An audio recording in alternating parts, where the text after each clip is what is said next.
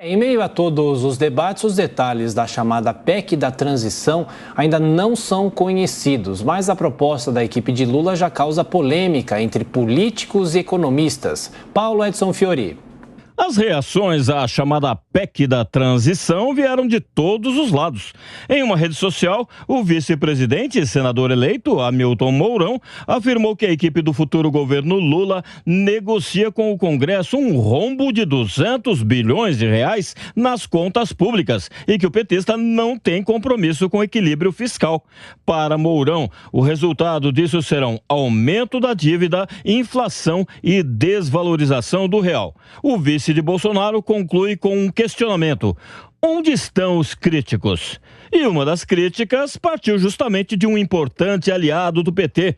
O senador Renan Calheiros, do MDB, disse em entrevistas que a PEC da transição é um erro e que o ideal seria os representantes do novo governo procurarem o Tribunal de Contas da União, em vez do chamado Centrão, para viabilizar o pagamento do Auxílio Brasil de R$600 e o aumento real do salário mínimo, entre outros programas, no ano que vem.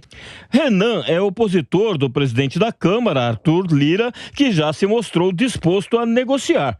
Para a deputada federal e presidente do Podemos, Renata Abreu, é possível haver diálogo, mas aprovar o texto será difícil. Acho mais difícil, justamente porque você tem um Congresso mais conservador de centro-direita e preocupado, sim, com o ajuste fiscal, com o teto de gastos.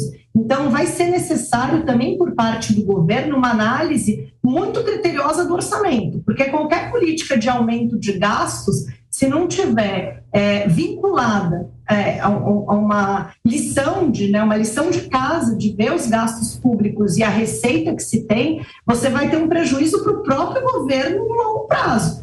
A apresentação de uma proposta que abra caminho para furar o teto de gastos em 2023 surpreendeu economistas. O diretor da Instituição Fiscal Independente, Daniel Cury, afirma ser preciso explicar de onde virão os recursos para financiar as medidas. A gente vai ter que dizer como é que isso vai impactar as contas públicas e como que isso vai ser sustentável no médio prazo. Muito se fala nessa dispensa para gastar em 2023 como se o impacto fosse só no ano que vem. Não é bem assim, né? Quando a gente fala em aumentar, reajustar salário, aumentar gasto com o Auxílio Brasil, que eu acho que agora vai voltar a ser chamado de Bolsa Família, são despesas permanentes. Então a gente está falando aí de 100 ou 200 bilhões, a gente não sabe ainda, que é um impacto permanente nas contas públicas. A gente vai ter que conviver com isso. O professor de economia do IBMEC Rio, Haroldo Monteiro, avalia que uma política fiscal frouxa, já no início do novo governo, pode pressionar a inflação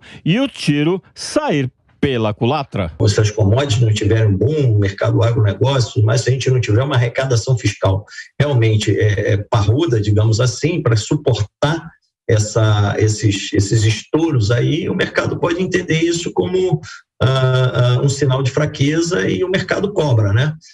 Assim, o pessoal tem um ditado que diz, né, money talks, bullshit walks, né? Então, assim, tem uma narrativa pelo PT, mas o mercado não perdoa, né? O mercado não tem ideologia, ou seja, se o mercado começar a sentir que não há um compromisso com o fiscal, ele vai começar a cobrar.